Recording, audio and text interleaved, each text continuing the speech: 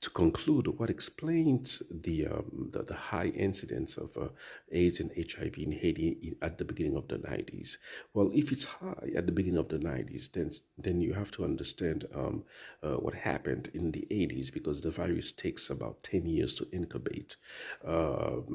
And so what was happening in the 80s? So in the 80s, certain things you can be almost certain that weren't happening. You didn't have a very high population of IV drug users. You didn't have a very high population of hemophiliacs. You didn't have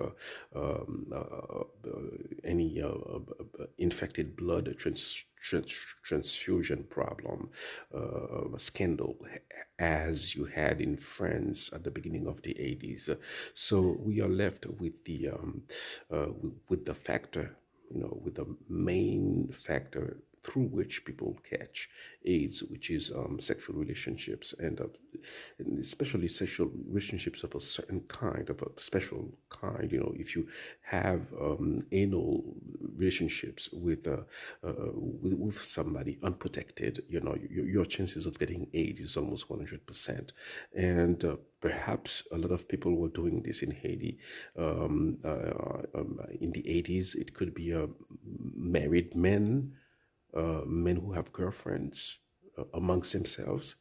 It could be, and then they try with their wives and their girlfriends. So whatever the permutations that you use is gonna be disastrous. To have a bunch of people having anal sex, and especially you have other venereal diseases, which even complicate the situation, because even when you have a traditional sex with a woman, heterosexual sex, if you have genital warts, lesions, and stuff like that, the possibility of getting AIDS increases, because it's easier for blood to go from one person to the other person. So I think that these things explain why in the 90s, you had such an incidence of AIDS.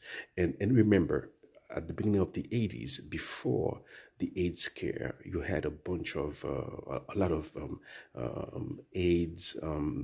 Well, AIDS tourists, a lot of sexual tourists, so in 81, 82. So enough to kind of spread the virus around, and then the, uh, the, the, the, the transmission that picked up, and so, yeah.